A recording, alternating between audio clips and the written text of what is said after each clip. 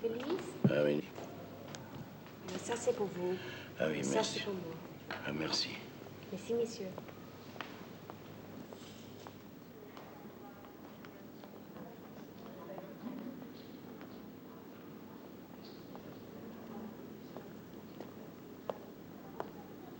So, the man in Moscow has agreed to send back the letter. For $1 million. For that kind of money, we're entitled to know his name. And then, what further need would you have of me? When you get back to Paris? 1 week, 10 days. I see. Well, you have 1 week to recover the letter. 7 days, Paul Yakov. There's your million.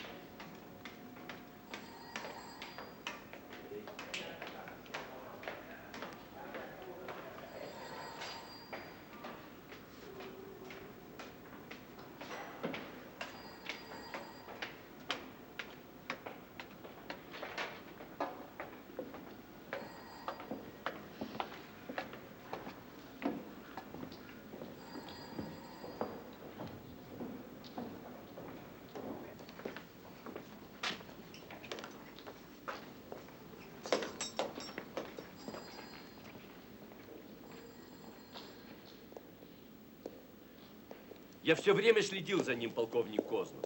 Через глазок. Я следил каждую... I watched him all the time, Colonel Koznov. I watched him every minute. Поляков не мог покончить с собой. Это было невозможно. Polyakov could not have committed suicide. There was no way. Тогда я полагаю, что он жив. Then I must assume he's still alive. Но как они? How are they, Grotting? Хорошо. All right. The mother and sister? Нет, жена. No, Polyakov's wife.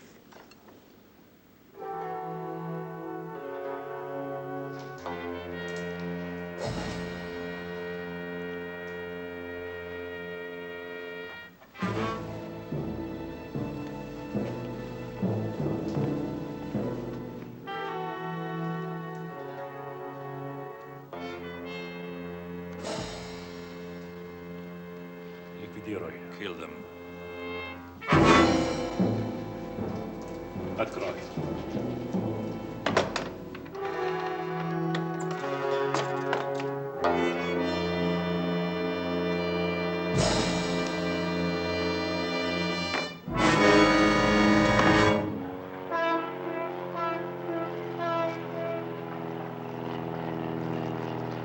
Lieutenant Commander Charles E. Roan, you are hereby informed that at 1400 hours today, October 10th, 1969, you will no longer be under the jurisdiction of the Department of the Navy. Excuse me, sir? You are further informed that as of 1400 hours today, October 10th, 1969, your commission as an officer in the Navy of the United States will be suspended, and concurrent with said suspension, all rights and benefits accruing to you in the past or due to you in the future as either an officer in the naval establishment or a member of the armed forces of the United States will forthwith and forever be revoked and canceled.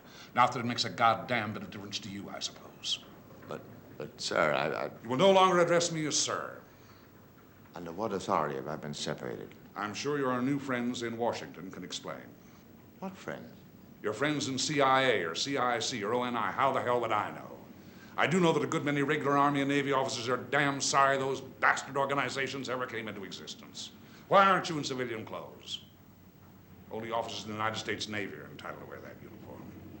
Once upon a time, legend has it, some men even died for it. Dismissed, Mr. Roan. By what authority was my commission revoked? The very highest authority. You can have it back, though, but we'll give up $250,000. Maybe double, even triple that. You probably made the wisest choice. Safer back in the Navy. All right. When do I begin? Yeah. It'll give you some background on what you're in for. Tell me how you feel about them.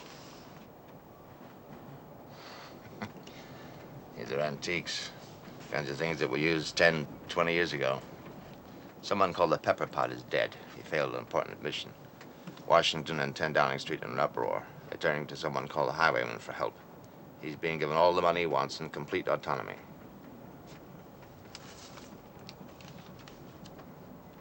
And someone connected to the Highwayman has died from natural causes. They're sending in a new talent, a virgin. That's me. And you probably Sweet Alice. Well. 100%. What agency are we with? No government agency. Job's being farmed out.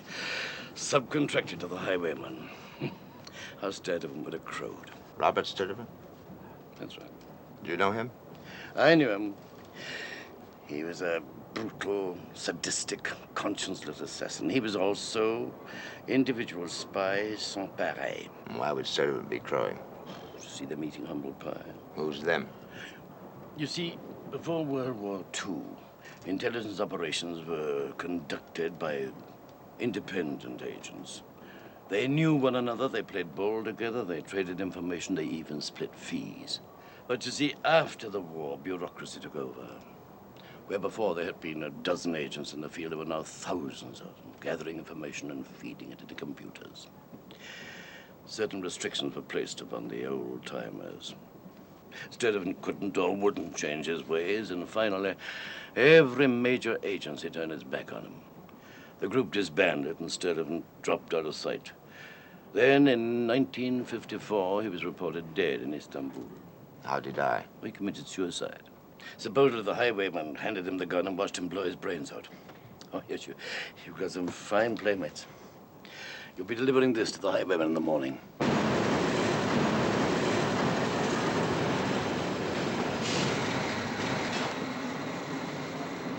Mr. Charles Roan? Yes. Right this way, sir. The train was late. You've missed most of the service.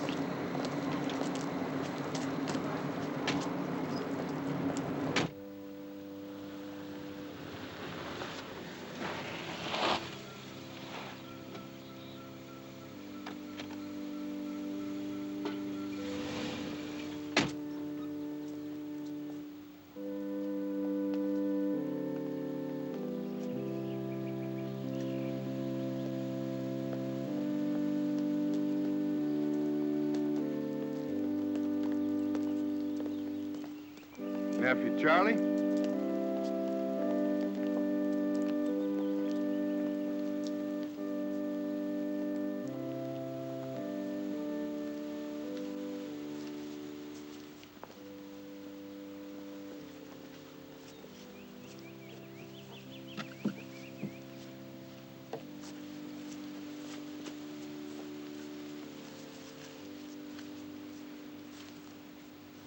Unto Almighty God, we commend the soul of our brother. Raymond Hatfield departed. Earth to earth. Ashes to ashes, dust to dust. Who was Raymond Hatfield? Your predecessor, Scooter, had a real good memory. Want some coffee? Now, I don't hold much with what folks call total recall, but I guess you and him come pretty close to having it. See, you're his backup man, his replacement. Sort of like football. Everybody on the first string got to have a substitute. Well, he up and died. Heart. So off the bench you come. Get the idea? I think so. Sorry to call you out so sudden-like, but old Scooter didn't give us much warning. Nephew Charlie. Now, you wouldn't take it unkindly if every now and again I was to offer you some little odds and ends of advice, would you? No, not at all. Well, my face is bothering you. It had a skin graft. Sure, a long time ago. One of those post-war retread jobs. It is not a thing of beauty. But if you are going to look at me, look at me. Don't check and recheck me the way you've been doing. Your file says you're as smart as they come. But smart don't matter a damn unless you're quick, too. You got to be both, see? Yes. Good. Good. Nephew, you ever read through that file of yours? No. Well, I don't recommend it. It might just turn your head. How many languages is it you speak without an accent? 7? 8. Hooey. Only fault they can find with you is in the psychiatrist's report. They speculate about a death wish originating from your boyhood when you saw your mama and papa and brothers killed in a plane crash. What do you say to that, nephew? I'd say it's a lot of rubbish. I got a different idea about why you dove off that cliff in Acapulco and why you stuck your neck out so far in Korea.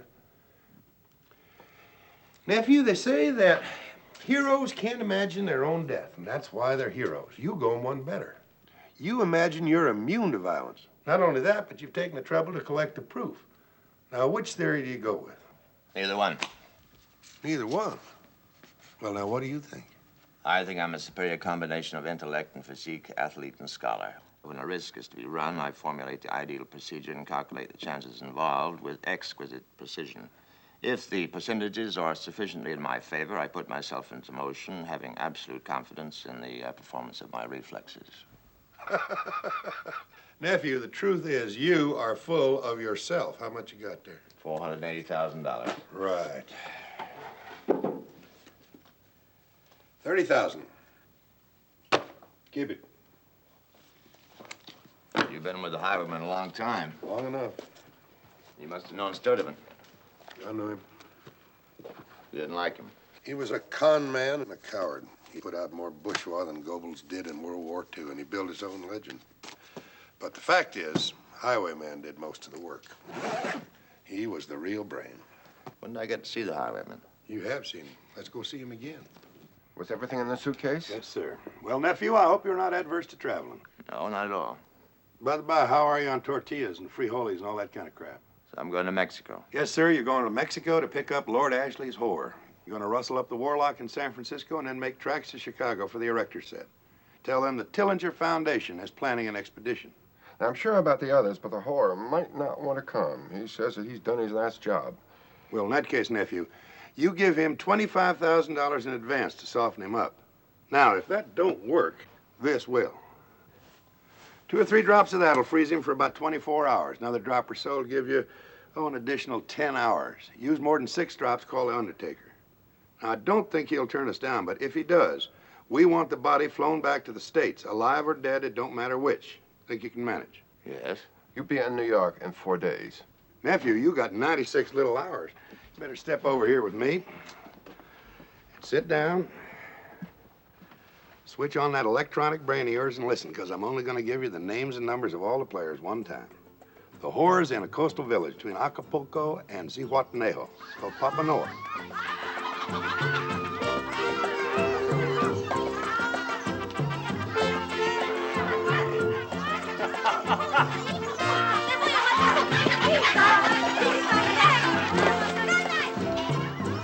$100, the fat one takes a lot.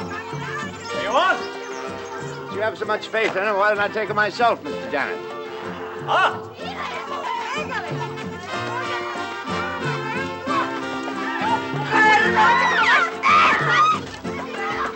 Basura! Eleuteria! Listen! Las gordita in the crutch! In the cojones! Yeah? Caprisa!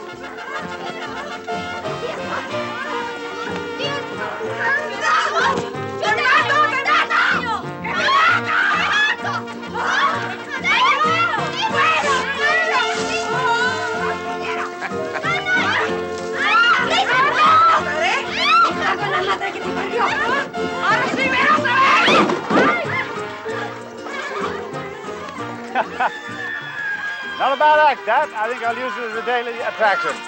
Pues, gordita, mire.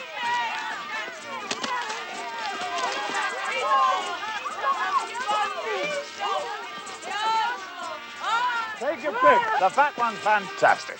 She's yours $15. You can have any of the other 2 for 10. The Tillinger Foundation is planning an expedition. Ah, bully for the Tillinger Foundation. The business at hand is more important. $30 says you can have more. The highwayman expects you. Plus, la spécialité de la maison, magic mushrooms. Now, let's make it a sporting proposition. I'll toss you double or nothing. $60, or you have the whole batch for free. I have a plane waiting.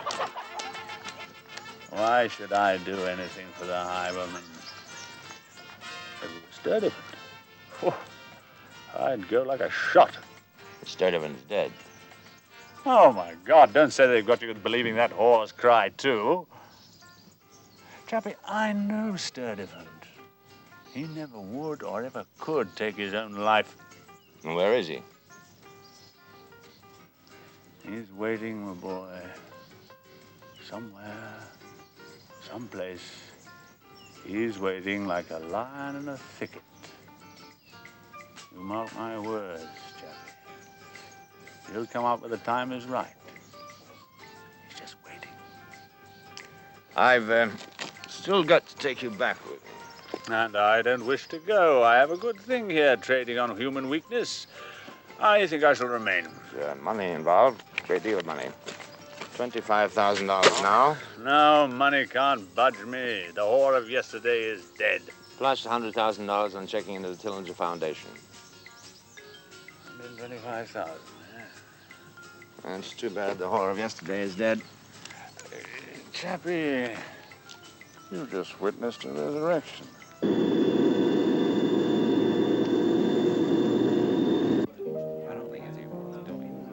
Well, no, waiter. No, wait. Oh, well, just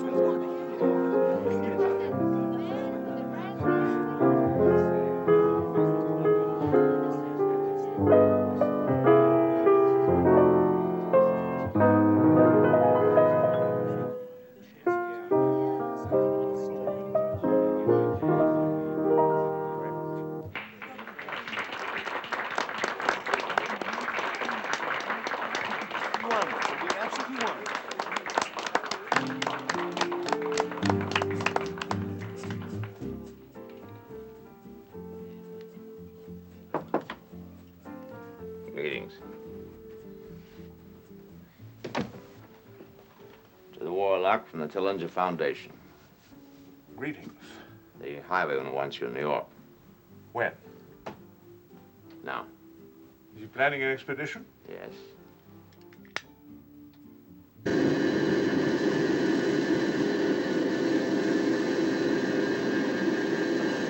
My hands are gone. I'm as worthless as an oyster for what you need. I've waited long enough for a job like this. I'm staking my future with a girl. PA's ready to take my place. My orders are to bring the erector sets.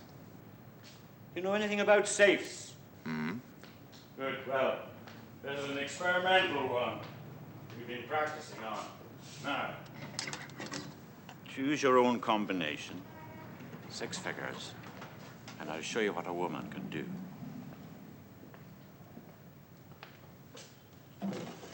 Just to make it a sporting proposition, let's set this time bomb for 4 or 5 minutes. Or, well, maybe that's a little bit long. Tell you what, you set it for 3.5 minutes.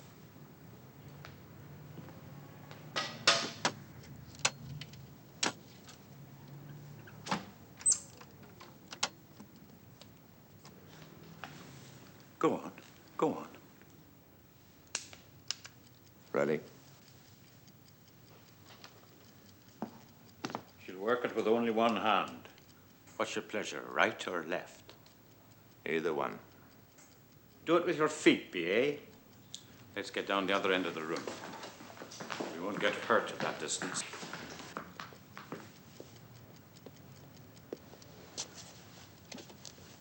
She's a wanderer, though I do say it. She can go up a building like a human fly. She can get in and out of anything that Harry Houdini himself ever could. No need to tell you the tricks I've taught her.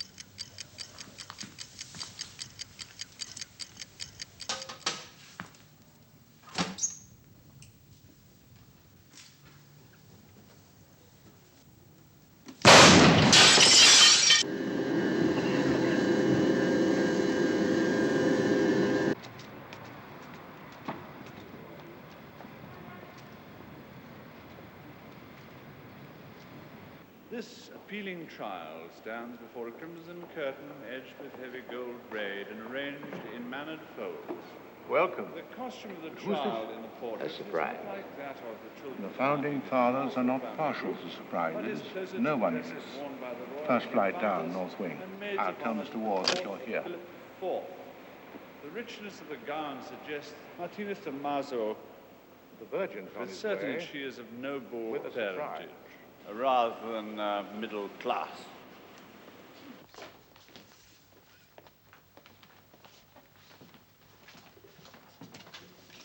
A girl? You brought back a girl.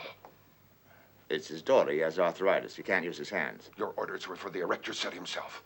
But she's the best I've seen. She can do anything. You've seen? And how much have you seen in your long, very career? I warned you, didn't I, that none of these modern-day schoolboys was capable? Capable of what? All I've seen around here so far looks like a rummage sale of artifacts. With one exception. This girl. Get him out of here. Get him out! Across the hall. Wait for me there.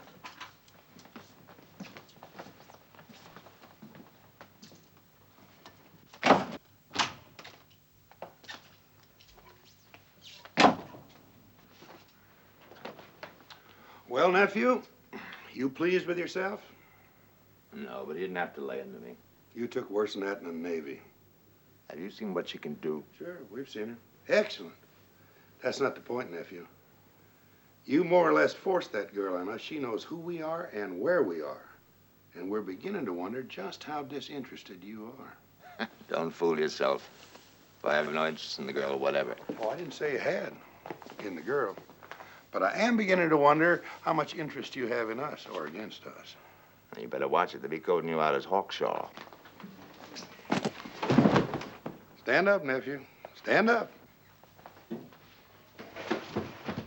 Now, there comes a day in the life of every smart-ass little boy when he must get his comeuppance.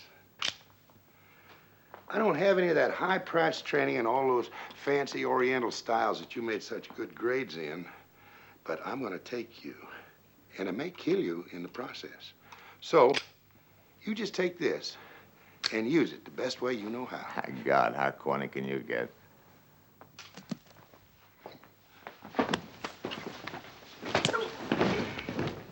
Nephew, tell me when you're ready again.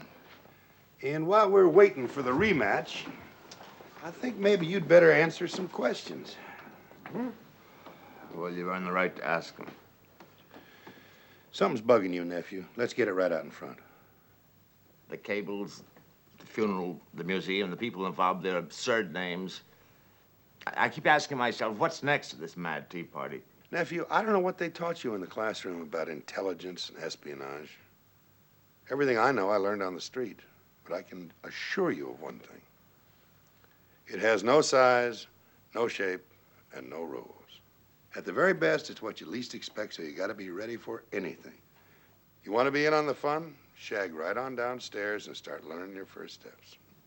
First, let your hair grow, especially the sideburns and the back of your neck.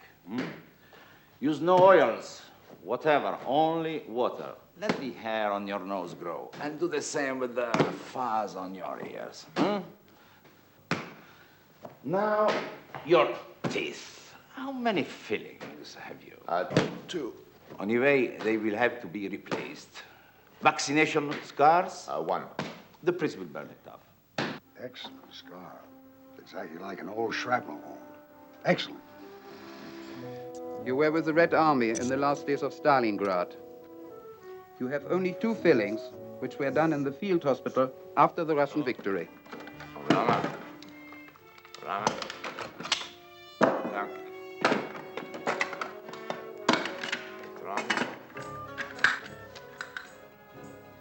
Look frightened, for God's sakes, for your work permit.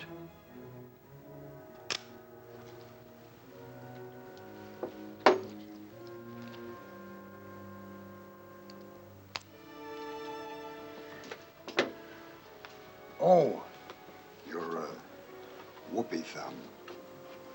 When the hand is healed sufficiently, you will slip it into place. It's full of poison. If you're captured, bite with a nail, death should be almost instantaneous. Come in.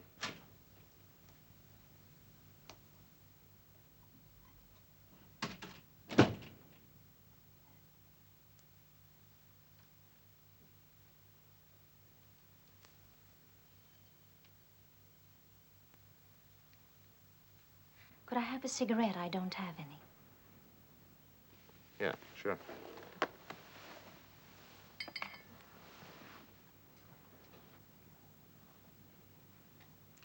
Thank you. Want a light? No, I'm going to smoke it in my room. Okay.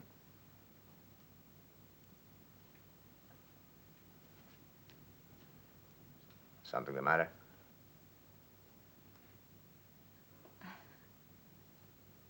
I've never been away from home. I've never been away from home. I've never known a man. I told my father I had, but I haven't.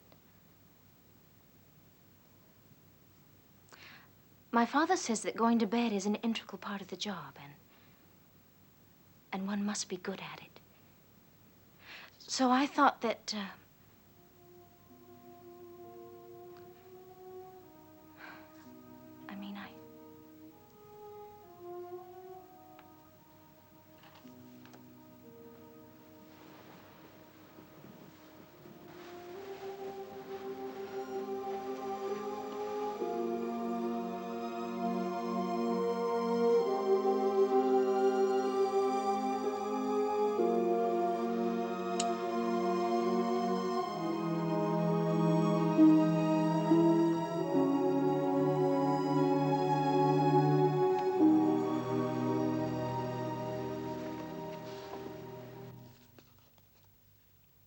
passport, birth certificate, working papers, traveling papers, ID card, plus 110 rubles, 75 kopecks. Start getting used to it.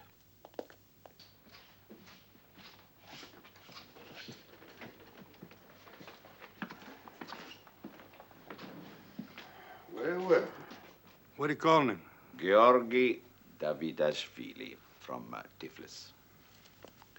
Nephew Yorgi, the time has come to find out just how well you have learned your lesson. Tell us about Polyakov. Name, Polyakov Dmitry Ilyich. Born Moscow, February 19th, 1905. Father, Ilya, mother, Gula. Occupation of father, picture frame maker. There was a picture. Describe him. Strong, clever face with a large aquiline nose, thick lashes over heavy-lidded eyes, straight, bushy eyebrows, full, sharply defined lips, a wide, heavy lower jaw. And the report. During World War II, he fought with the Dutch resistance, acting as a liaison with the French Marquis. Toward the end of the war, he joined up with Robert Sturtevant, remained with that group until it was disbanded. Then he became an independent agent. In 1955, he opened a small gallery in Paris. He traveled between Paris and Moscow as an art dealer. Most of his friends were homosexuals. Take two specific times, 1956 and 1969. Moscow in 1956, he met up with an old friend from university days named Chu Chang. Chang was connected with the Red Chinese Embassy. He and Polyakov cooked up some narcotics business. Polyakov liked money. He wasn't particular how he made it. The plan failed. Chang got caught, and Polyakov escaped. 69. In 1969, he showed up in Washington with material to sell about Russian-Hungarian relations. From then on, the information began to flow. During a 6-month period, he was paid more than $400,000. He never revealed the source of his information except to say that he was a high Soviet official. At the end of those 6 months, he married a young German prostitute, Erika Beck.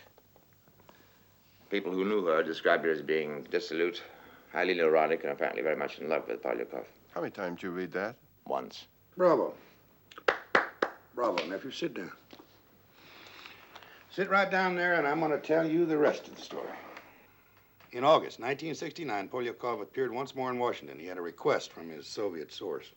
What he asked for was tangible proof that a deal with the West was a realistic political possibility. What he really wanted, in writing, was a guarantee that the United States would assist the Soviet Union in destroying China's atomic bomb project at Lop Nor in Xinjiang. The top executive in one of the most powerful intelligence agencies in the United States government took it upon himself to write what amounted to a declaration of war against China. Polyakov was in Moscow with it the next morning. 4 days later, he reported from Paris. The letter had been delivered. That same day, 10 Downing Street and the White House both heard about it, and it really hit the fan. They began to raise all kinds of hell. The responsible agency was ordered to get that document back at any cost, so they contacted Polyakov.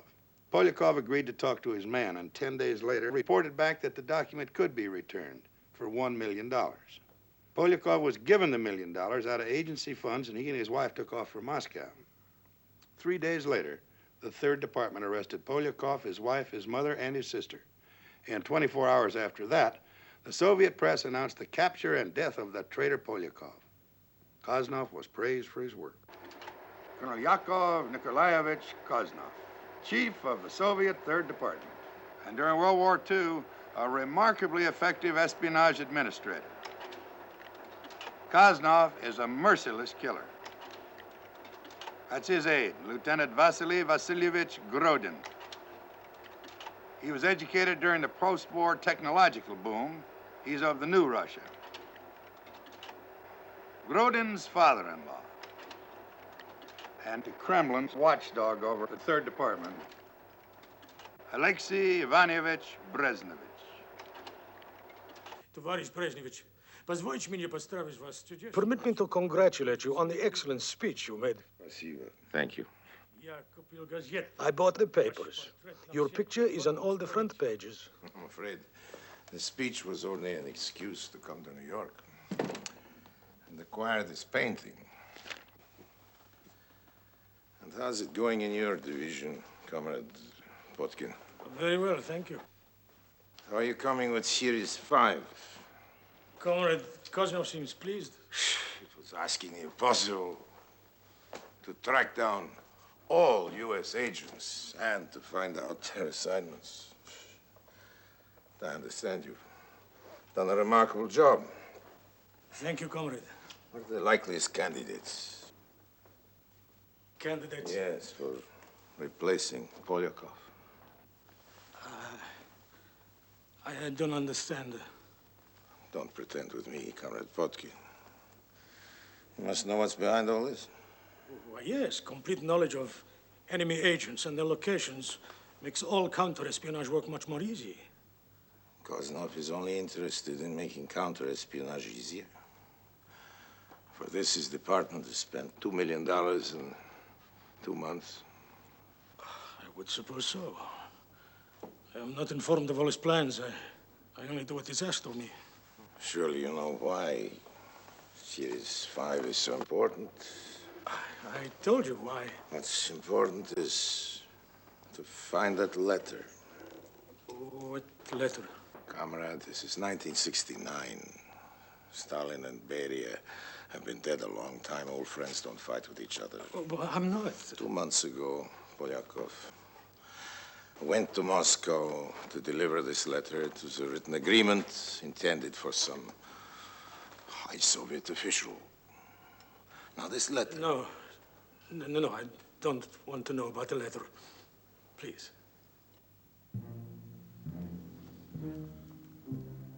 Very well. From now on, you, Comrade Potkin, will supply me with all the information that comes to your departments before passing it on to Koznov. At least the day before. You put me in a very delicate position. I once did you a service when you were in an even more delicate position. After the Hungarian trouble. But I work for Colonel Koznov. And who recommended you to him? Now I'm asking for repayment. Whatever you say, comrade. We've got to establish headquarters in Moscow. That means we need an apartment or a house belonging to a Russian who doesn't use it very much, like Captain Potkin. Potkin is the head of the Soviet 3rd Department's United States operation. Apparently, Captain Potkin has no exploitable vices, but we might be able to get at him through his wife and 2 daughters. That's Dasha Potkin. Age 41, her husband is 62. Helena Potkin, age 7. Sonia Potkin, 18, her father's pet.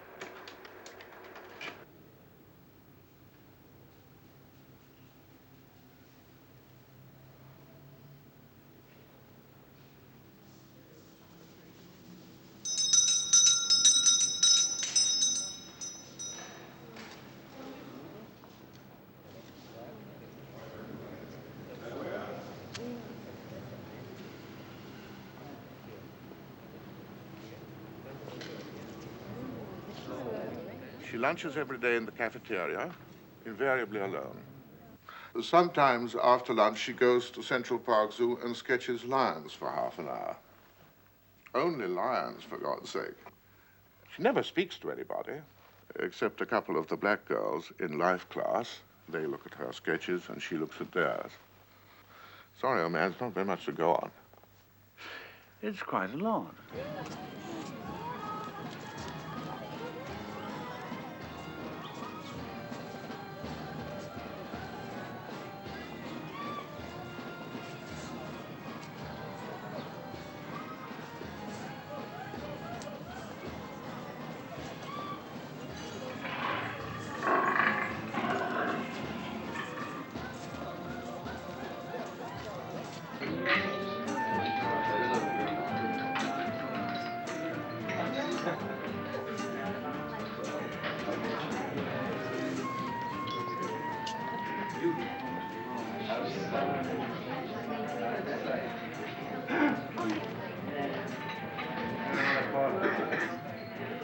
It's set for Thursday at 4.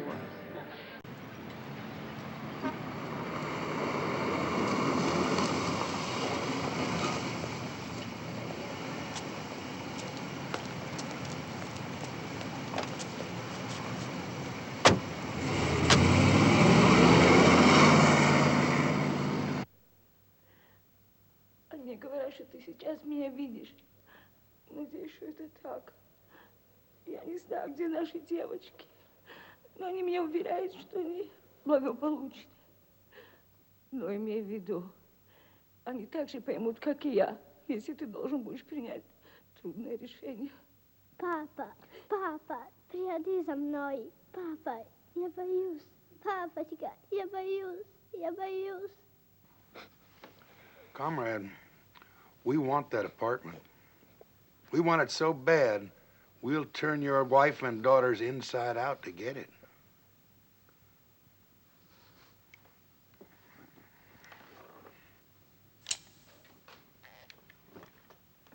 That's at the Art Institute where I met you. Your very beautiful long hair. Соня. Соня, молчи, Соня, молчи. Ты не знаешь, что они делают с тобой. I like you, but I've got to get home. Kiss me goodbye, then. Comrade, she can still be saved. No, please. If only you agree. I'm not going to hurt you. If you don't agree, we will turn her into the most perverted human being our minds can conceive. And when we finish with her, we'll start on your other daughter and your wife. Oh, no. Уберите ее. Take her away from there. I'm not doing anything bad. Give us the apartment. No. Even if I give the apartment to you, it will be no good. Kozanov will know. He'll find out. No, he won't. It will never work.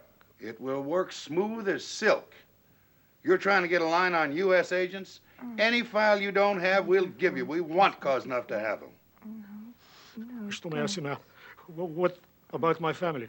They stay in this country with our people. No harm will come to them. Take the apartment, but leave my wife and daughters alone. Umalayo vas, please. Please. And to think this was one of Beria's executioners. Get him out of here. There are only 2 bedrooms in Potkin's apartment, which should make it very convenient for our younger associates. We all know you've been shacking up together. Now, look, I think we've left no stone unturned. But let's not kid ourselves. If any of us is caught, there's only a remote possibility we'd be mistaken for Russians. Keep in mind that close examination takes time, and that time they use on you could let the rest of us escape. Don't be too quick to die. We should decide now what to do with the money in case anybody's lost. Send it to the families, divide it among the survivors. I'm for the usual way. Usual way is survivors take all. Let's see a show of hands.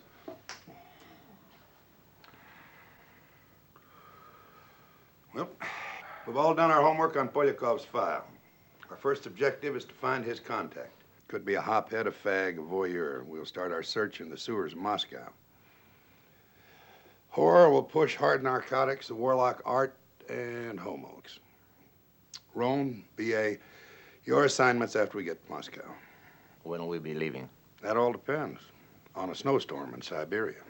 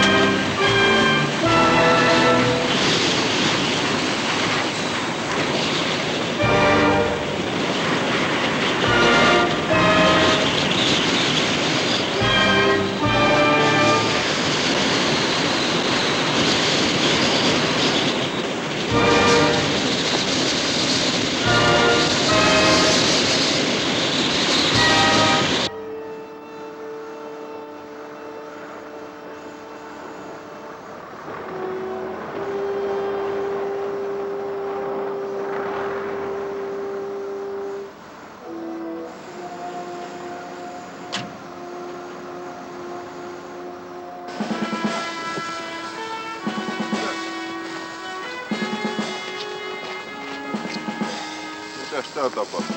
Ehkä te viette tätä? Alkaa viekö sitä ei jää?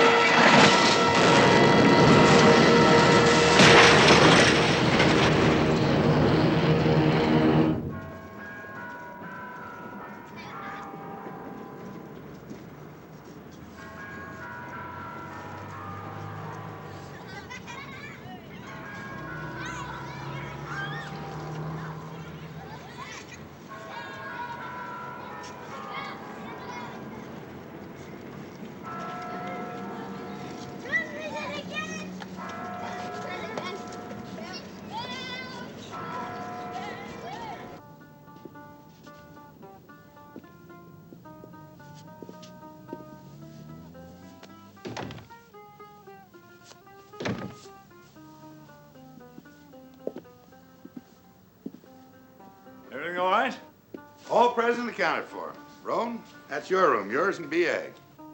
Janice, me and you, in there. And I'm supposed to sleep on this couch. Ron.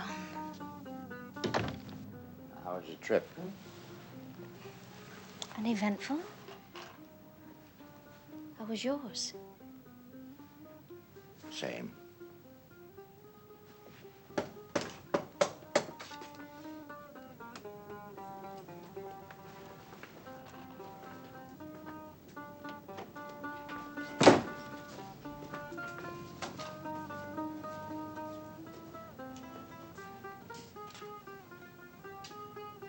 Nice, comfortable place old Potkin's got here.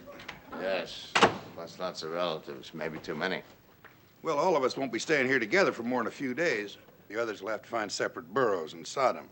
Only time they'll show up here is to rendezvous with the Grand Mute. What's that? That's you, nephew. See, our outfit is collecting a whole lot of information, and what are we going to do with it? We can't tape it, we can't type it, we can't scratch it down with a pencil, so we're going to tell it to you. You're going to be our walking diary. Now, you just come around and sit in the big chair, and I'll tell you all about it. Now, whoever's here, I'll put that red carpet out on the balcony. That's to signal the all clear. And this will be their guarantee that they're not talking to a stranger. We'll find some place to hide this out in the hallway. None of us be armed? Oh, no, nephew. They take a man with a gun, he ain't got a hope in hell. They go right to work on him, and that means his friends got less chance to get away. No. Now, let's get back to the Grand Mute. There'll be a separate code for each session for each person. Suppose the code's 18-3, a total of 18 on a series of 3. Now, you make a mistake, and one of them will put a bullet through your nose.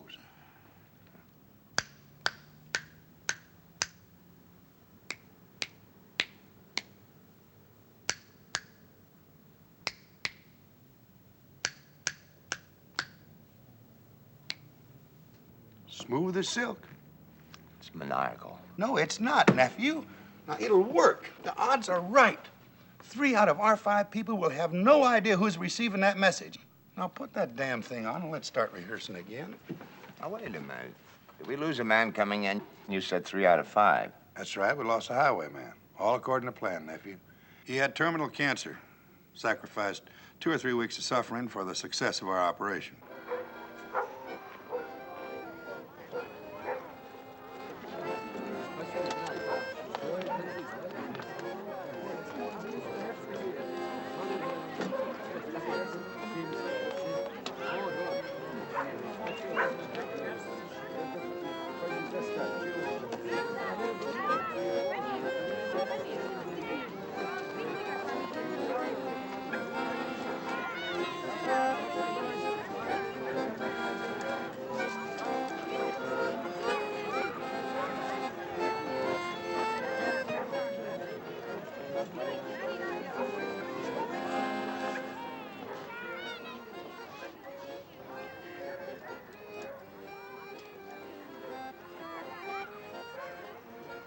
Это то, что вы ищете?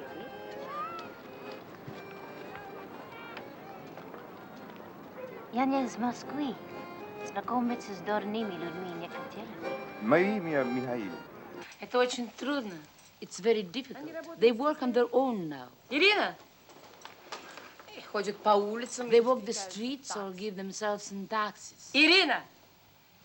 Comfort – дело прошлого. Comfort is the thing of the past. There is no more culture. Ирина! Biscuits. Пирожные. I'm down to one girl. That thing there.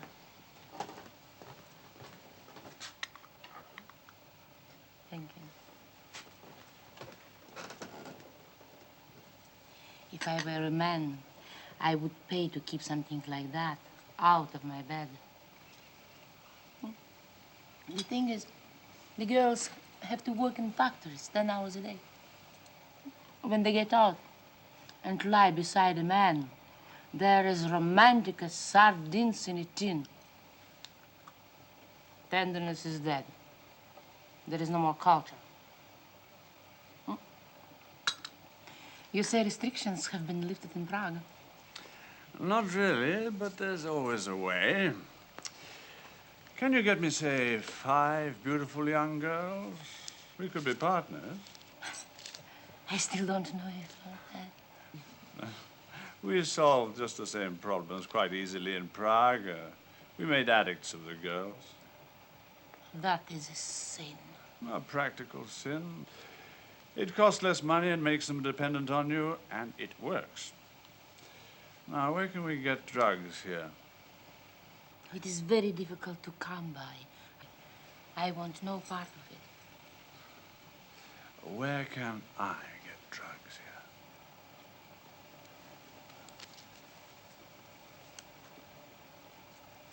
There is a Chinese. He's called the Kitai. Can you arrange for me to meet him? I will arrange it.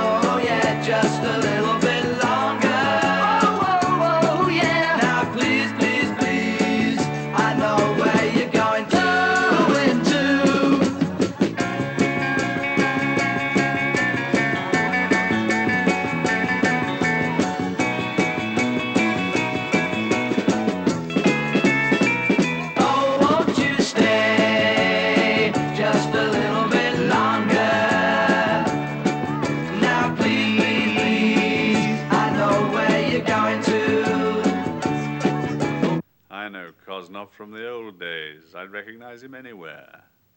2 in the morning, he comes in himself after this beautiful blonde. He said, Erica, come home. They know her in the cafe. She and Polyakov used to go there together. She was Polyakov's wife. They all thought that she was dead and buried until last night.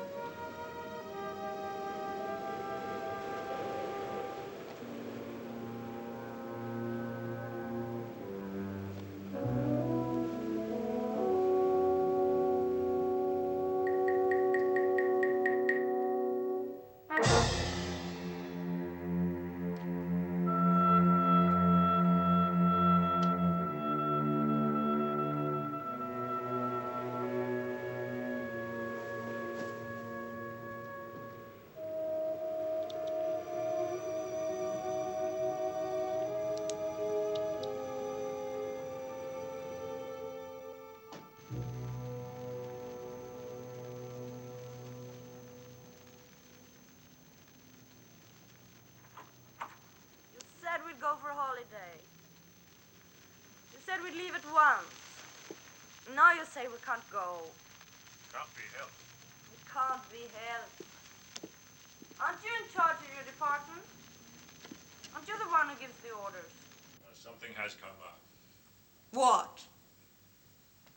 No, I can't discuss it with you. Why don't you marry me so you can tell me something? Like Polyakov did. Why don't you marry me so you can tell me something? I'm sure Polyakov didn't discuss his work with you.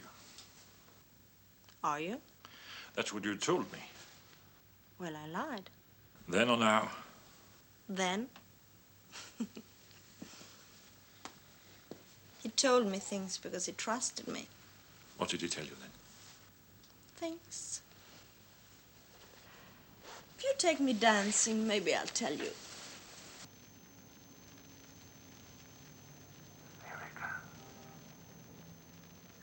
This is what I was famous for in the Berlin houses.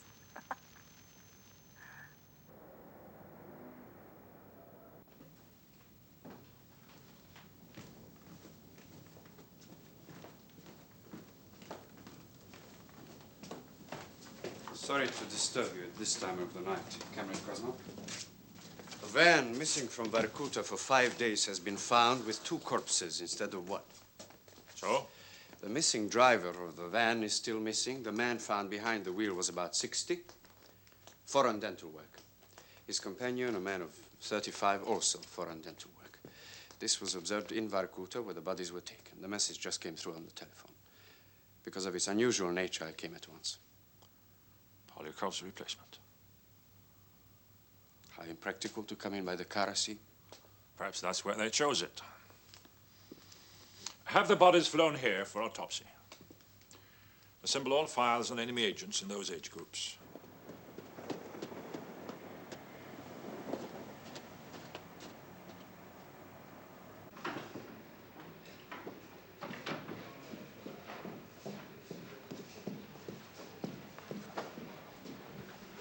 Моей докторской экзамене брить честь job. Ваш доктор.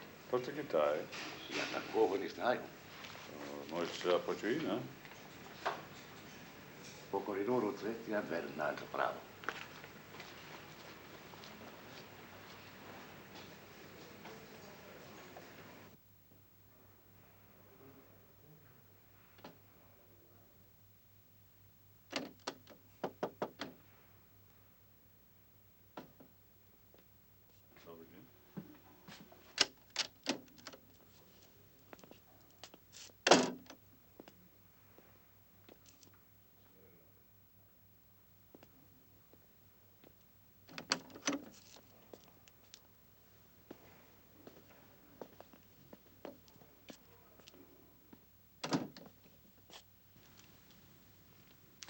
Ловите.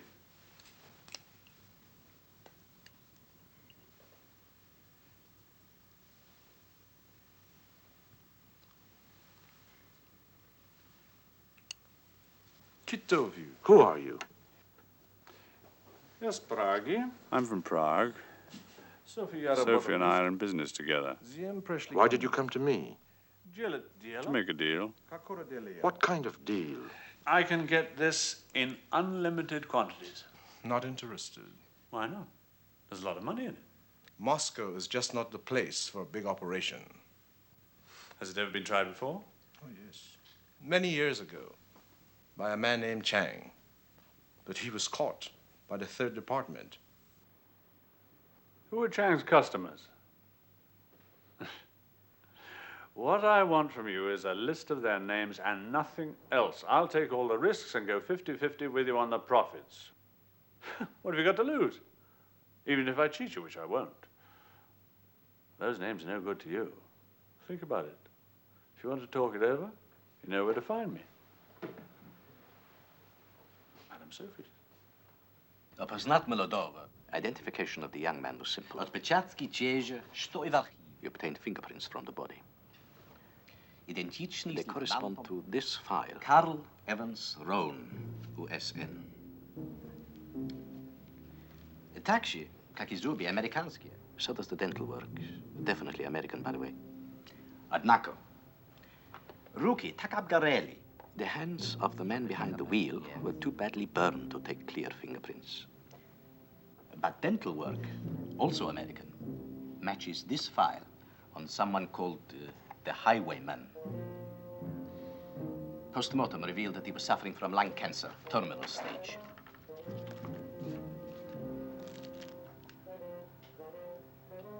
Highwayman. Is this file up to date? Yes, the latest from Potkin. Thank you, Corporal Doctor. And forward your official report, together with these files, to me personally.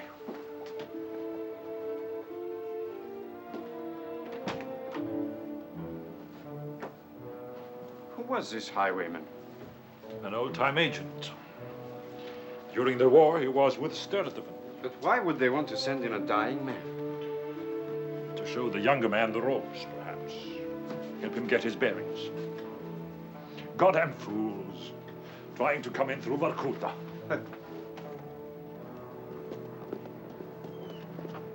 It will take some time before the West finds out what happened. Send Potkin an official commendation. And arrange for him and his family to have a holiday at Yalta. At government expense.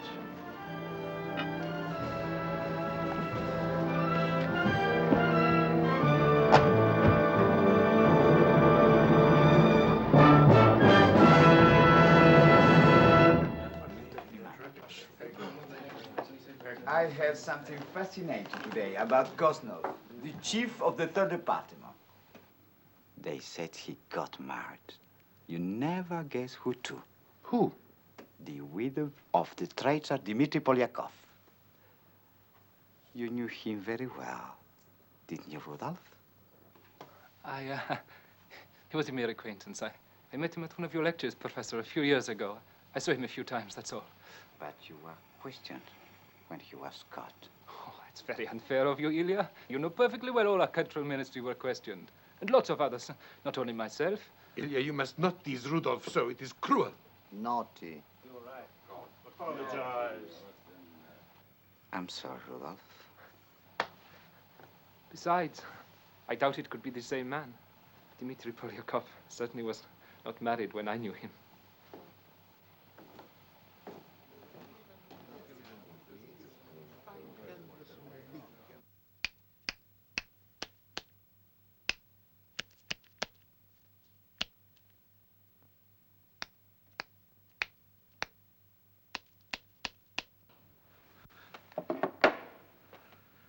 Rudolph says he's in love with me. He claims that I'm the only one he's been in love with since Polakov. And talking about their affair makes him weep. He wants me to leave the professor and move in with him. I told him it wouldn't be wise to break off so suddenly, but that I would find a way soon. I'm knitting these bed socks for him. What's this, Mikhail like? He's all right. Did you ask if you could move in with him? No, I got him to ask me. He has a mother, you say. What about her? Is she happy about it? She's a nice old woman. Where do they live? 23 Alicia Street behind the Central Market. 2 dark little rooms in a tenement. He's a small-time thief. He'll never be anything else. He hasn't the talent. He's incurably lazy, but he's rather charming. Have you been to bed with him? No, not yet. But after you move in with him? Yes, I suppose so.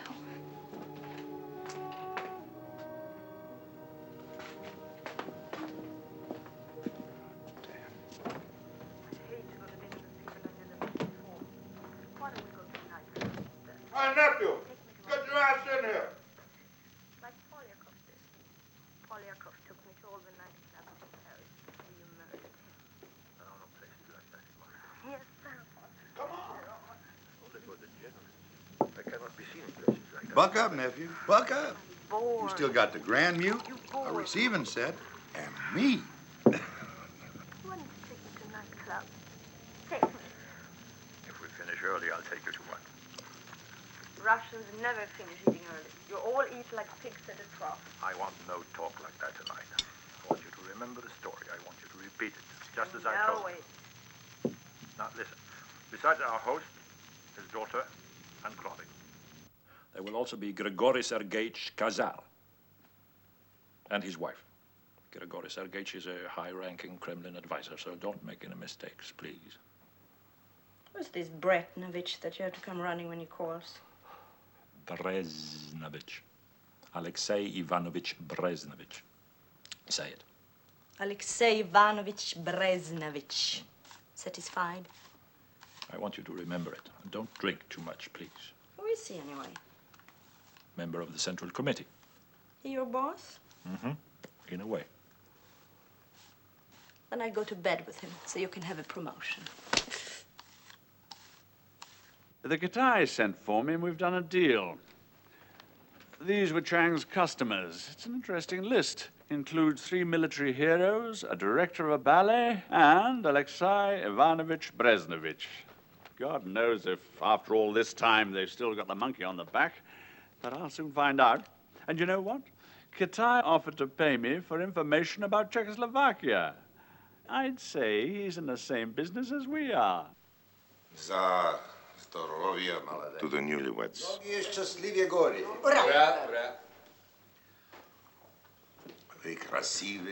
You are as pretty as they say. You were Colonel Kasnov's agent in Paris. Yes. It's dangerous work for a woman. If you believe in a cause, danger is not frightening. I could never be an agent. I just wouldn't have the courage, and I wouldn't have the duplicity required. They say that you married an enemy agent and brought him back to Russia to be captured. I married the man Polakov on orders from Colonel Kosnov. My mission was to stay with him and learn of his activities. But why would he come here if it wasn't because of you? I'm afraid that's classified information.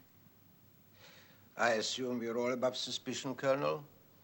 I'd like to hear your wife's answer too, if it's permissible. Our counter-espionage said Polakov would come to Moscow to make contact with a high Soviet official willing to give information to the West. No.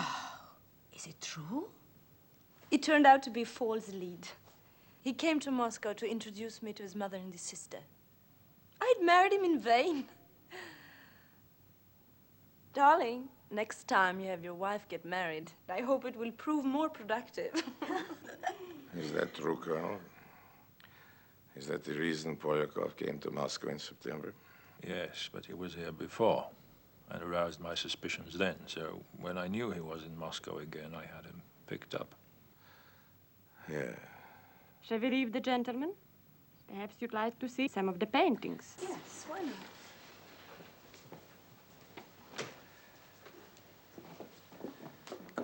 Kosnov, if this man, Polyakov, was indeed in contact with some defector of high rank, we want that traitor found as much as anyone. But he will be found. We are still more concerned about internal security. This incident near Vorkuta, the 2 men in the van, it is your opinion that they were enemy agents sent in to contact the traitor? Yes, most likely they were. After the police laboratory had finished with them, just as a routine double check, Comrade Kazar and I had the 2 corpses taken to another group of doctors, Colonel. Your report, the official report, claims that the 2 men died in the crash. But according to our doctors, this was only true of the agent called the Highwayman. Charles Rohn was dead before the fire began. Dead and frozen, Colonel.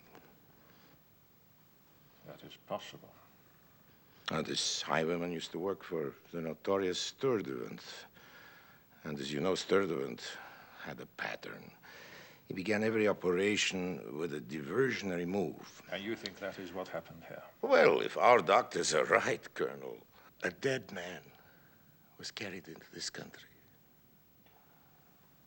The second man was to have left the corpse as a decoy to divert your attention to a specific area. And then escape. But we did observe there was a difference of degree in the burning of the bodies.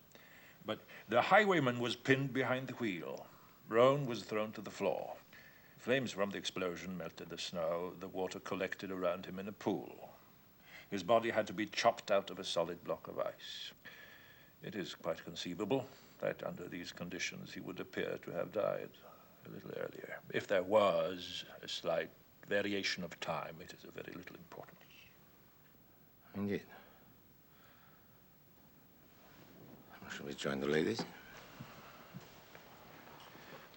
As to Sturtevant's so-called pattern, I can tell you this.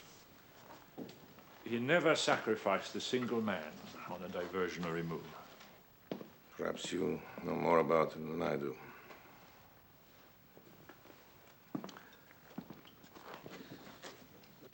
Your husband's been reminding us of a spy called Sturtevant. After the war, his men ran wild over Eastern Europe. It was almost impossible to flush them out. Still, your husband succeeded. I love to hear about spies. Do tell us about it, please. It was a long time ago. I'm not sure of the details any longer. Colonel is too modest. Imagine. All he actually knew was that 3 of Sturtevant's men were in a small Polish village, correct? I think so. He had to determine which of the 2,300 people in the village were the 3 wanted, so he rounded up the entire population. Began to interrogate and execute each of them one by one. Then it seems that when your husband started killing the children, one of Sturtevant's men tried to make a run for it. He was caught, of course, and your husband was able to make him talk as only he can. Struck it quite rich. He was a unit leader in charge of the entire operation. Was it chemicals you used or physical persuasion, Colonel? And that fellow Polyakov, what did you use on him? Acid, wasn't it? I've heard that's like pouring molten lead down a man's throat. How long was he able to stand up under torture like that, Colonel?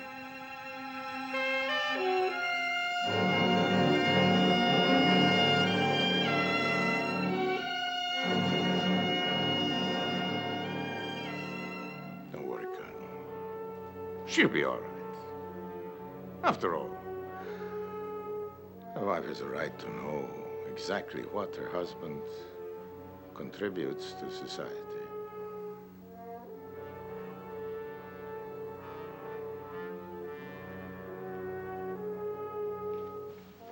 Will you please excuse me?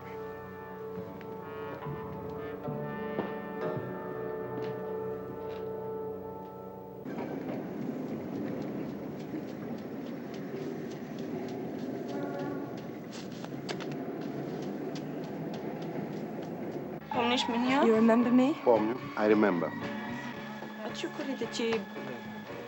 You get me something to smoke. Понимаете? You know what I mean. Понимаю. Yes, I do. Мне плохо. I'm in great pain. Сейчас, одну минуту.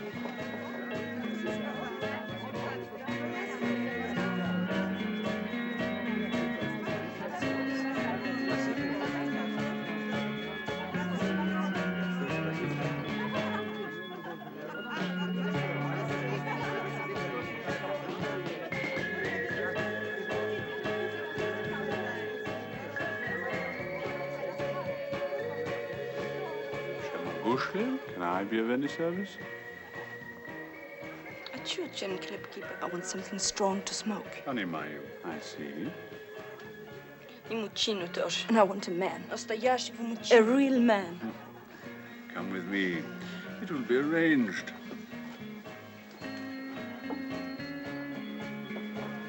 You haven't seen me. I swear, you haven't seen me.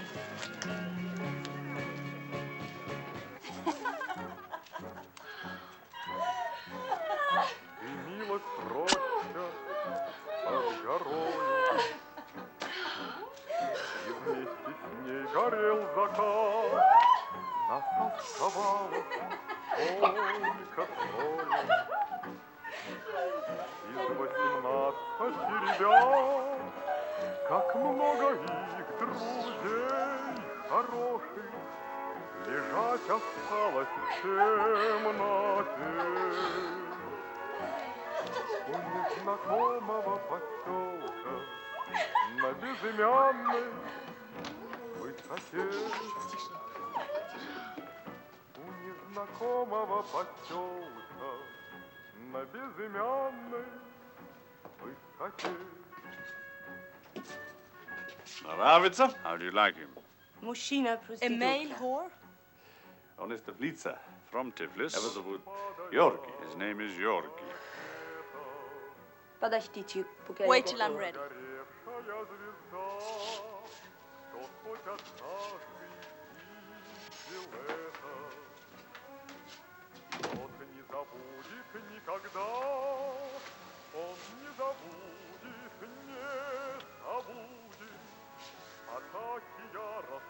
Уходите. Get out.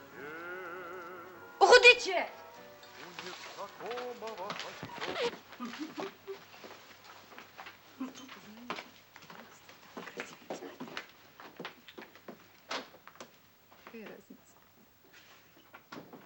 Prostitutka. Vad är sur? Come here.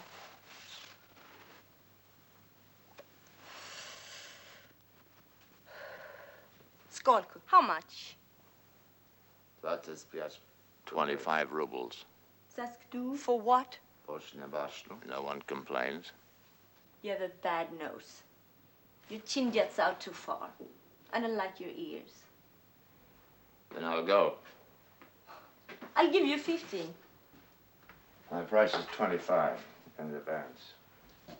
And what do you charge men? Hmm? That's for others. I specialize in women. Old, fat, ugly ones, huh? All women are beautiful if you know how to look at them. Am I beautiful? You'll do. Oh, will I now? I guess your own girl is prettier than I am. She's more polite. Is she more beautiful? No. That's a good little whore. Here's your money.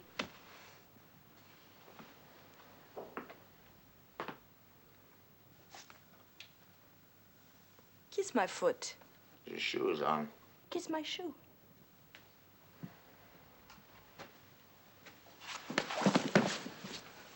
Now it's your turn to hurt me. We will reenact that old, old game. Woman and man. Victim and tormentor. Only we'll play it honest. Help to destroy me, and I'll love you for it. Hit me! Hard.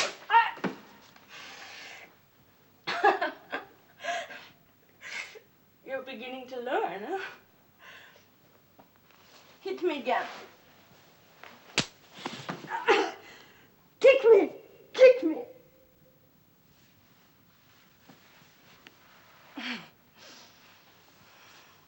You're the whore, the slave. You must do as I command. Get somebody else. My little priest doesn't like the game of life. Okay, we'll find something else to do. Come here.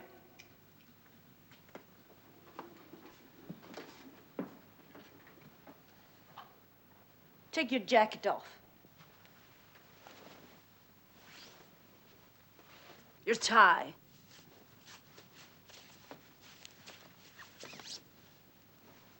Your shirt.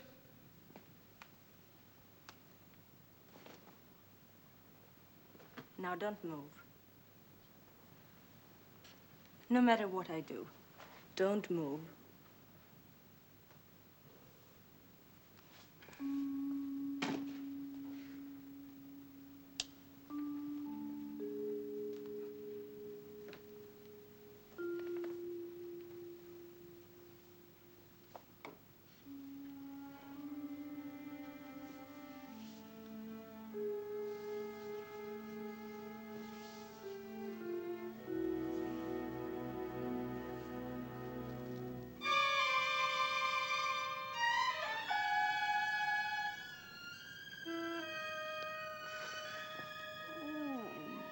Poor lover. Look what I've done to you. Poor little whore and husband.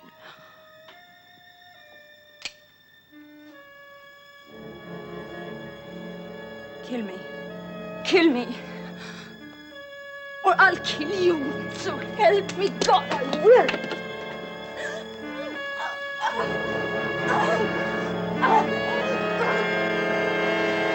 Hooey, what a break. Cosno's bride, nephew, I want you to go to town. Give her the works. Don't want that woman to have one thing to complain about. Now, how's about you and me celebrating? Champagne and oysters. Plenty of oysters.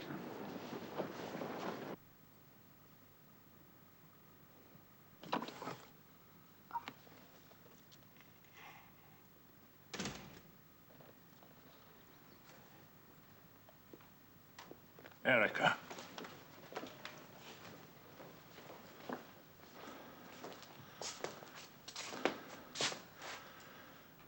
Where have you been?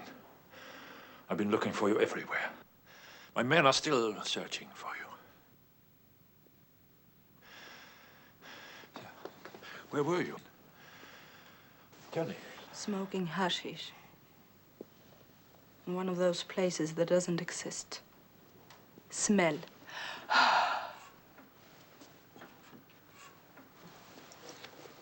You've been missing for over 5 hours. Took me that long to forget what Bresnovich said about you. Did you expect me to just sit there and listen? They hate me, all of them. That silly Madame Cassar and that stuck-up Mrs. Grodin. They hate you, too. Bresnovich hates you. Yes, he does. He has always hated me. Many years ago, he tried to replace me with a Western agent, the man called Sturdivant. Comrade Bresnovich offered him my job. My job! What do I care? You should. You wanted me to tell you things. Well, I am.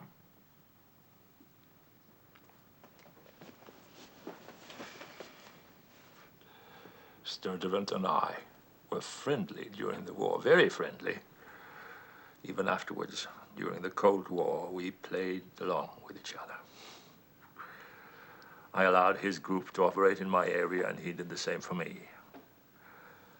But such an arrangement called for a measure of trust on both our parts. And you betrayed him. I had no choice. Bresnovich was after my scalp. I had to do something spectacular. Sturdivant swore to kill me. He died before he could carry out his threat. I nearly went out of my mind last night. Come on. Come. Let me hold you in my arms.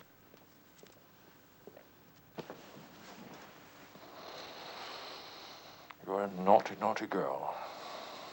To worry me so. What am I to do with you? Buy you some cigarettes, I suppose. You can smoke them here at home, so I can watch over you.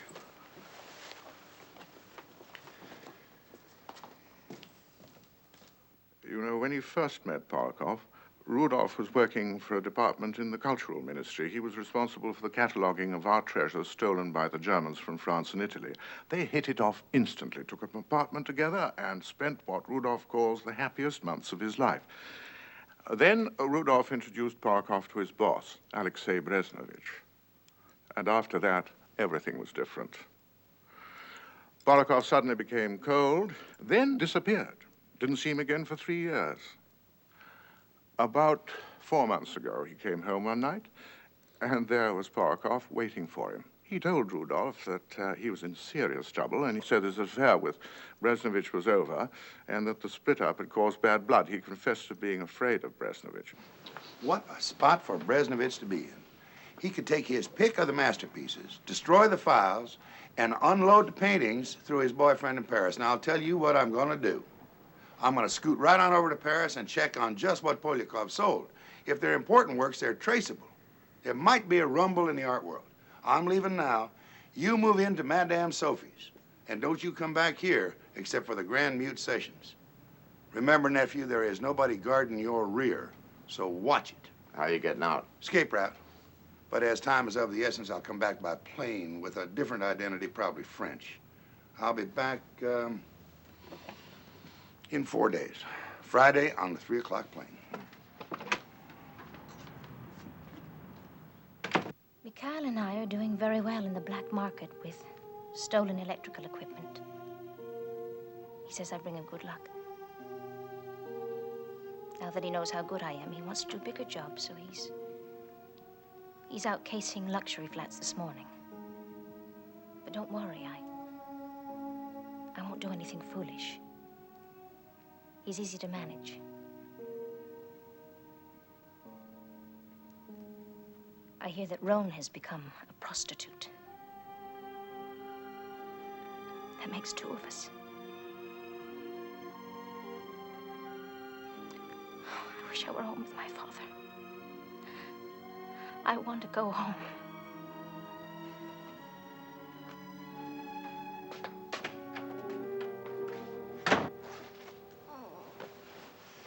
I'm crazy about you. I can't get enough of you. Do you feel the same way? Do you really like me? Yes, How much? How much do you like me? I like you more than I like anybody else. Enough to go away with me? Where to? To the West? Well, it's easier said than done. I'm sure you know somebody who can help us. It's difficult because of who your husband is. People are afraid of him. Cost a lot. I've 1,200 rubles. Not enough. Not nearly enough. No, no more lovemaking for love's sake with you every day. I'll have to take on more customers. No! I don't mind. I'll just close my eyes and pretend they're you. No, no, no, no, no! It's not just a matter of getting out. I'll need enough to tide us over till I get started at something. Once we're out, everything will be fine. How's that? There will be money waiting for us. How much? Enough for the rest of our lives. How is it you have so much money? My first husband was rich. It's all in a bank in Tangier. Georgi will lead the most wonderful life two people ever had. Does Kosnov know about the money? Of course not. Imagine telling that swine. He's your husband. I married him because as his wife, I could go with him on trips. Once I would have accompanied him to the West and disappeared. But now it's you. Why not keep to your plan and go with your husband to the West, and I'll join you? It might take months. I can't stand him anymore. If you felt the same way as I do, but you're other women, you'd hate him touching me. Oh, it's late. It's almost 1. I have to meet him at his mother's. We're putting her in a train. Listen, my mother-in-law is going away for a month. We could use her apartment. Even better, you could stay there. You'll receive customers there? Of course not. That's the whole point. How can we get money to go to the West? I'll fix it somehow. I'll have my husband buy me expensive things we can sell on the black market. A sable coat or jewelry. I don't know. Here. Here's the address. St. Nicholas Square, number 4, 2nd floor to the left. Key will be under the mat. You'll move in tonight, and I'll come to you tomorrow. I'll wake you up. If you're not asleep, pretend to be.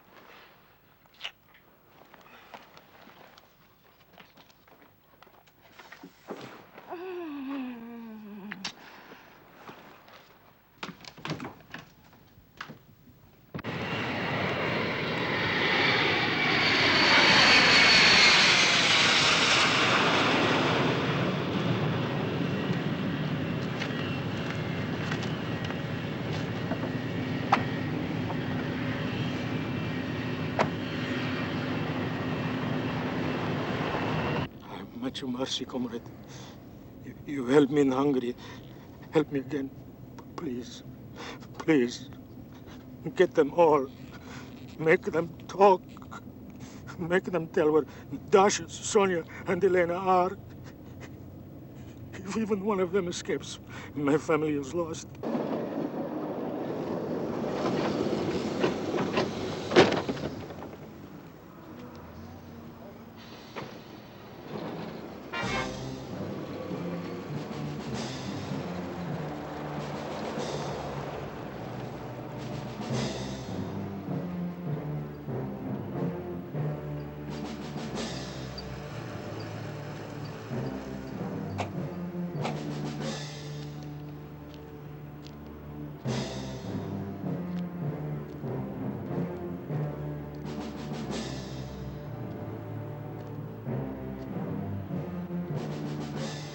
Aganku, Gane Kuro.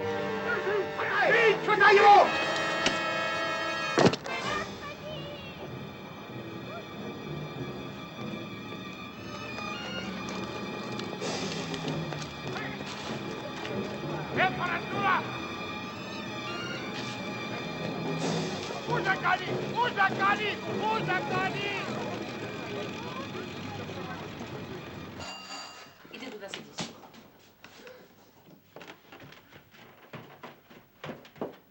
Кто там?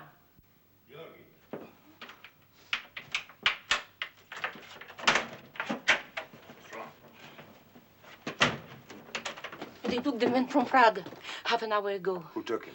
The secret police. I thought at first it was a raid, but they didn't bother me or the girls. They were after the man from Prague. They grabbed him, put handcuffs on him, and marched him out. Do you know what it's all about? Do you have a gun, Madame Sophie? No. The man from Prague had one, but they found it among his things. Mikhail and the girl do not keep regular hours. They may be away all day and all night. Well, try to find them. Try every place you can think about. And tell the girl to forget about seeing the mutiny. Not to go.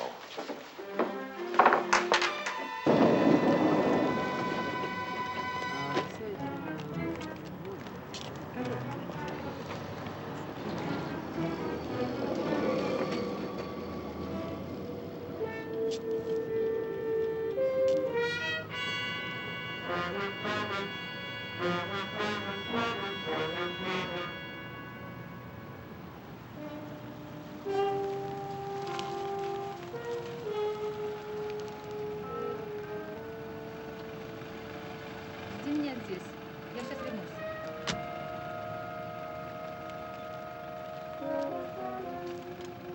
В чем дело? У вас тут масло. Масло? Я ничего не вижу. Вам покажу.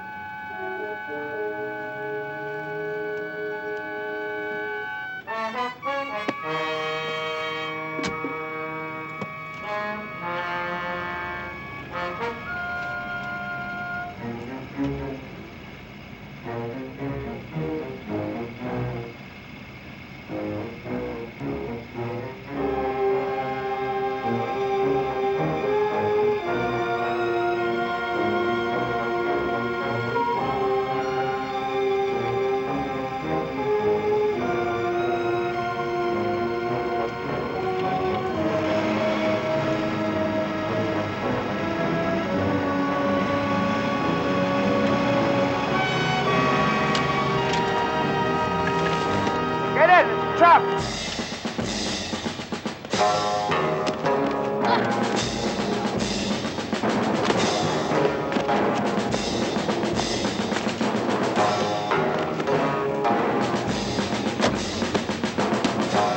Save yourself!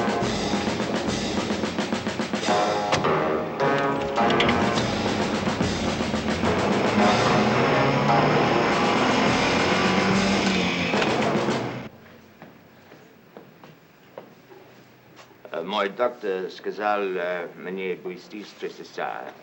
Я 20 минут опоздал. О, вас, доктор? Доктор Китай. Я такого не знаю. Может, сейчас это путаю. По коридору третья дверь налево.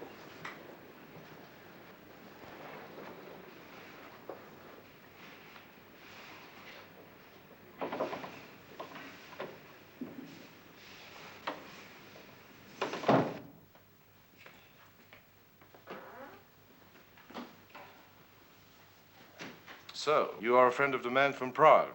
What do you want from me? There was a document on the market last September. There were two interested parties, the Chinese and a member of the Central Committee. A man named Polyakov had it. It was for sale to the highest bidder. You made all the arrangements for its purchase and delivery. I don't know what you're talking about. I think you do. Find out if it can be repurchased. I'll be back tomorrow. Astrano Rosanna!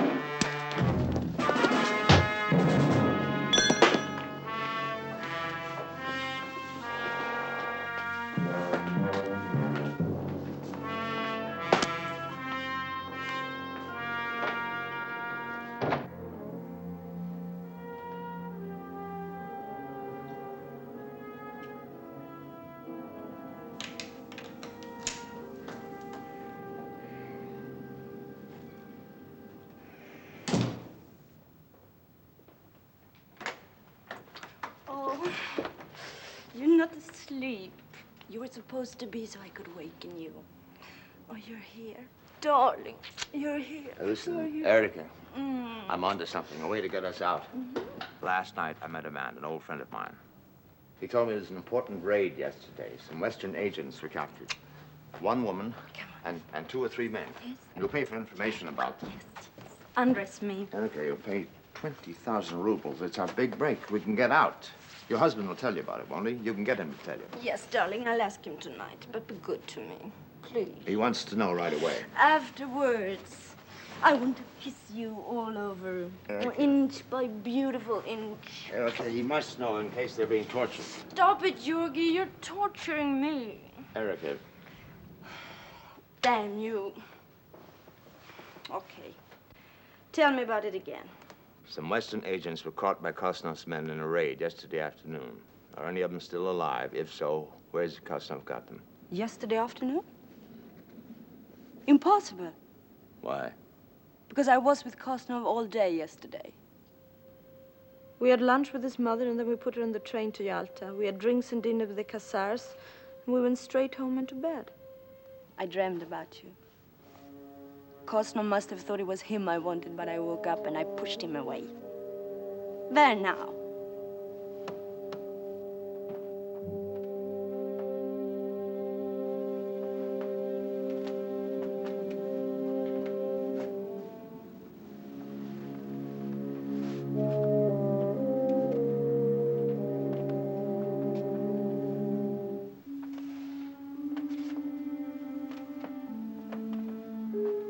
You're one of them, aren't you? What? You're one of the men they're looking for. One of the men they didn't find yesterday. I don't know what you're talking about.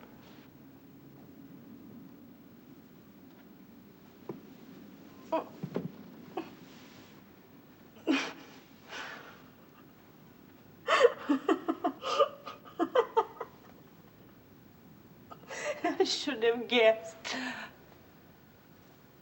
Perhaps I did. I think I knew all along. I just didn't want to accept it. I had to trust someone once in my adult life. I'm sorry. My own dear, sweet, honest, truthful whore, Georgie. I still love you. Doesn't stop me from despising you. If it had been up to me, I'd have told you, but there were others. That's the world you live in. Truth can have no meaning at all, otherwise you're suddenly dead. You'll have a splendid future, Georgie. Still have a few things to learn, though. Should have made love to me just now, for instance. Slips like that can be fatal. I'll get you out of here. I'll take you to America. America? You're an American? The image is crumbling fast. Leave me some memories, at least. Do you have an escape route? Yes? Then get yourself out. Forget about me, forget about the others.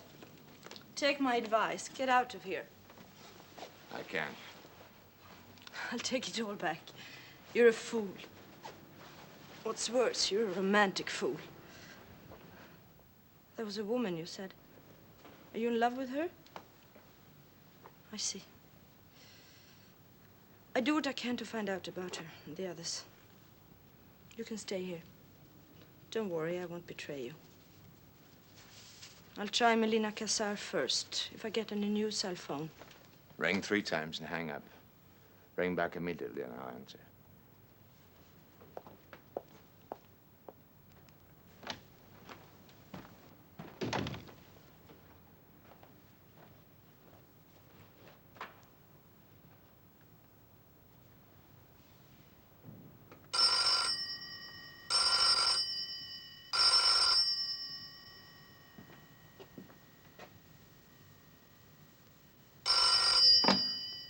Da? 2 of the men are dead. 3rd one is being held for questioning. Say the girl took poison. She was dying. She's probably dead. Do you wish to see me, or have I served my purpose? I'll get you out. That's what you want. I want you. Shall I come? Yes. Be here at 6:30. 6:30. We'll be later. Please tell Comrade Brezhnev this is Polyakov's replacement. I know who stole our treasures from the USSR. I know who supplied top-level secrets to the West. I know who the document was intended for, where it is, and whose name is on it. Yeah. I've written 4 letters, naming names and giving dates. 2 have been mailed to Washington. In a matter of hours, the other 2 will be in the hands of the Central Committee. Are they recoverable? Under certain circumstances. Are you selling? Trading. What? Your raid yesterday. Any survivors? 1 man. Who? Board? Have them brought to your house. I'll call back in half an hour.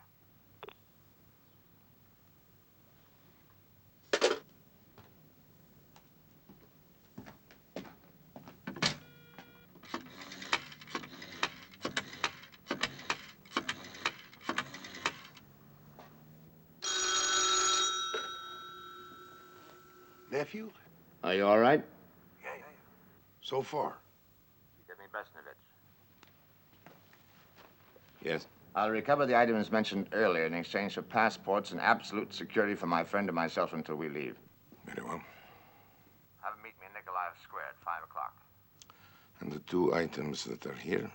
I'll either send them to you or destroy them. Destroy them. No interest in reading what I already know. I'll also destroy the 2 in the West when I get back. Tell me one thing. Where is the Kremlin letter? In Peking.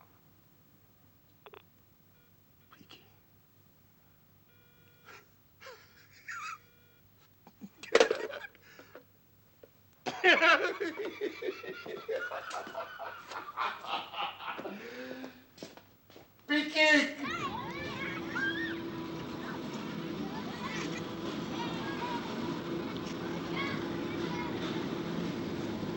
Nice work, nephew. Getting me sprung. Whee! This is cozy. Whose is it? Krasnov's mother. She's away. How come you didn't get caught? The warlock saved me. I saw him jump. What time was that? 2 o'clock. Well, nephew, why didn't you come to the airport and warn me? You knew I was coming in on the 3 o'clock plane. BA was due at 3. Oh, I see. It was her or me. If I'd had a gun, I could have saved her. It was a very quiet little raid. I was a sitting duck, but not a shot was fired. I guess Bresnovich didn't want the 3rd Department to know.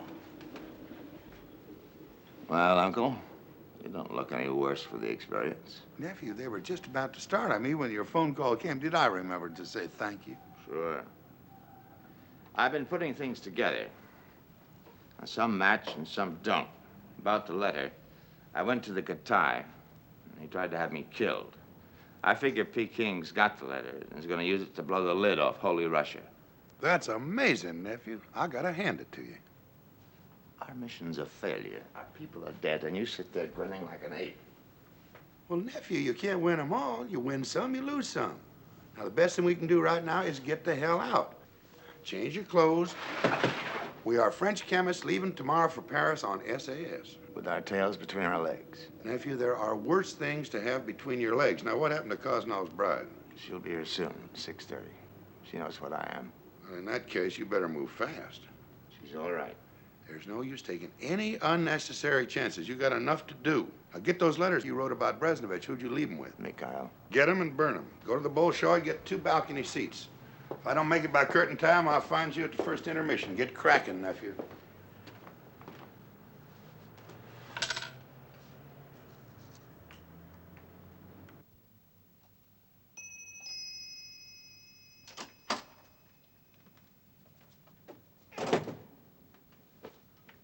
Yogi?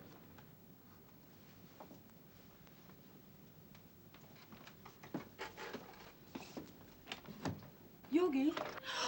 Good evening. Who are you? I'm a friend of Yorgi's.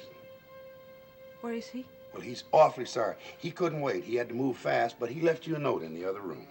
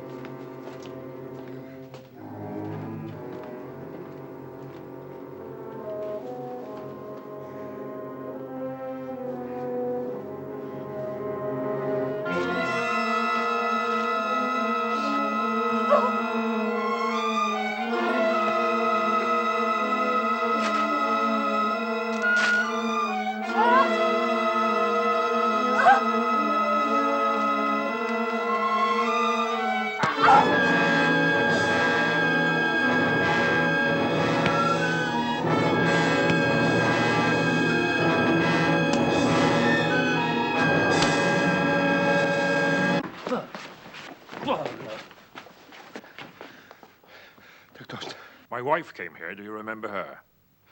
Yes, I do. Who did she come to meet here? No. No special man? Once. Only once she left with him. And his name? The man from Prague. Ask Madame Sophie about him, comrade.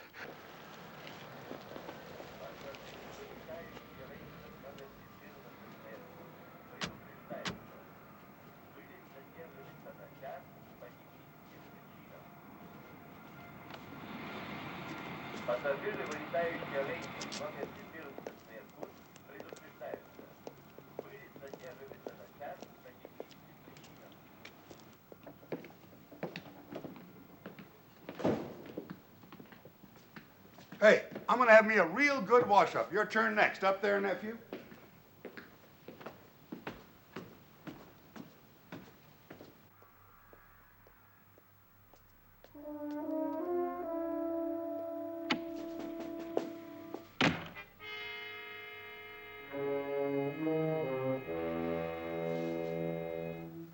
Is this Yorgi? Is this Yorgi?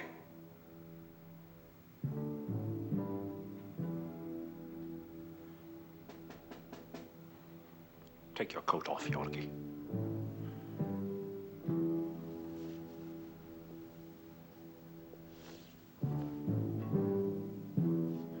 And your jacket.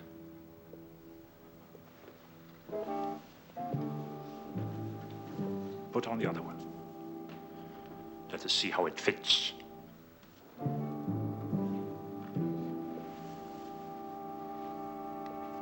Out.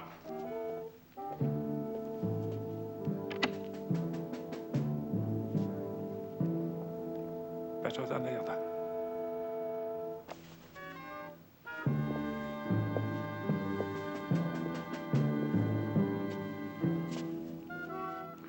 For how long had you known my wife? Had she told you it was over? Huh? Had she taunted you? Did she force you to grovel?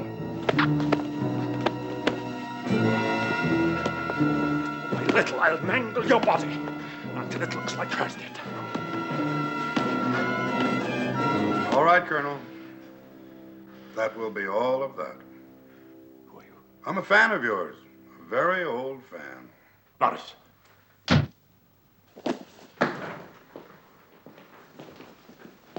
Stranger! No, Colonel. That won't do any good. They have all been sent home. Brezhnovich is behind this. No matter. It's my idea. All mine. I seem to know you. Oh, yes. You know me. The last time our paths crossed was 20 years ago. It's taken me all that time to catch up with you. You're a very hard man to see, Colonel. I had to go to great lengths. So you killed her? Colonel, you're so calm, so logical, so reasonable. I had to catch you off balance. Took some doing, but it was worth it. You and I have a lot of old corpses to dig up and talk about. Vedder, for example. Marcel Mara. Gustav Zeif. It's a long, long list, Colonel, old friend. Halloran, the British agent you interviewed, I believe it was 2 weeks with him.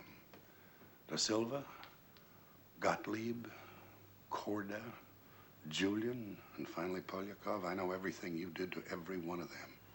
What you put each one of them through. And if it is possible for one man to make retribution for the torment of so many, it will happen now. That, I believe, is how you started with Korda. Remember Zeif, Colonel? Remember his scream? You seem to like to hear a man scream. Well, Colonel, old friend, I have a little something for you. No, it isn't. It can't be.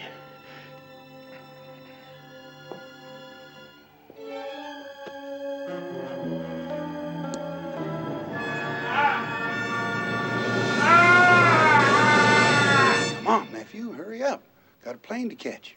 You know, I still can't get over it. First time across, and you come up with all the right answers. Damn smart of you figuring out that chink angle. Though it is a sorry shame to lose 4 good agents on a wild goose chase. Still, it does make us that much the richer. Over $500,000 richer, to be exact. How can you talk about money? Well, that's what we came into it for, which reminds me, nephew, don't tell me all of that money's gonna rot in some African bank. $2 million. Well, ain't there any way at all we can get our hands on it? Not now, there isn't. Well, you ought to have told me. Before you killed Erica? That's right, nephew. Would it have made any difference? I don't rightly know, but it surely would have given me pause.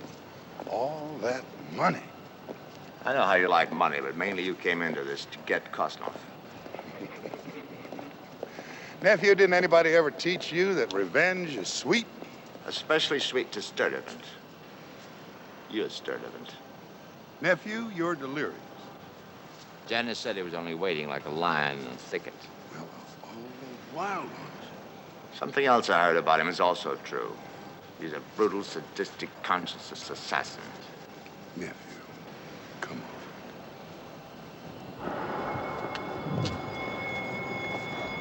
Лейтенант Щуков, доложите главную контору аэродрома. Лейтенант Щуков, доложите главную контору аэродрома. You're not going, are you? No, nephew, as a matter of fact, I'm not. I've got a few odds and ends to tidy up here. You've made a deal with Bresnovich, haven't you? You're the new head of the 3rd Department. Nephew, if that was true, I wouldn't want anybody on the other side to know it. You wouldn't be leaving. Yes, I would. I'm your insurance policy. You'll keep Bresnovich in line by reminding him what I know about him. One word from you and I'll tell the world. You need me to keep your Russian job. Nephew, that is mighty smart of you. You've crowded me right into a corner. Yes, sir, you have short-haired me. You have short-haired me real good. Nephew Yorgi, you are a downright scoundrel. Am I to tell Sweet Alice the Kremlin letters in Peking? He already knows it, nephew. That's why I went to Paris. All that about checking on missing masterpieces, it's a lot of bushwalk. I couldn't come clean. You'd all have wanted to pile out, and I have that unfinished business to tend to. Nephew, come on. I got you a little going away present.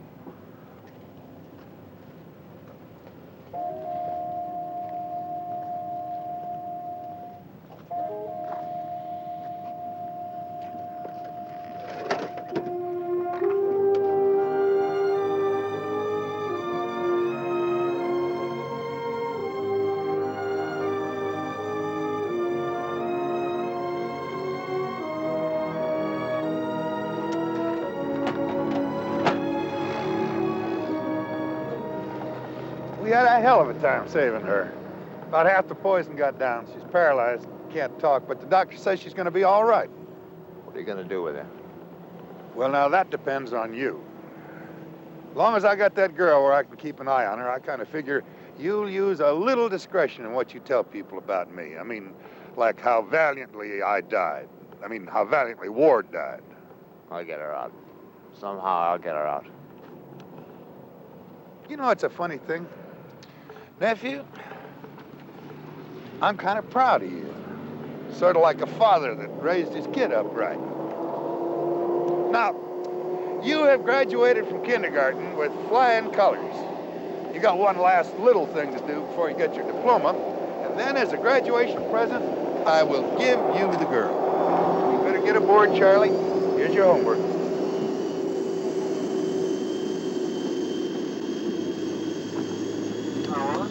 Maximum altitude, 39,000 feet, about 12,000 meters. Kindly fasten your seatbelts now, and we wish you a pleasant flight.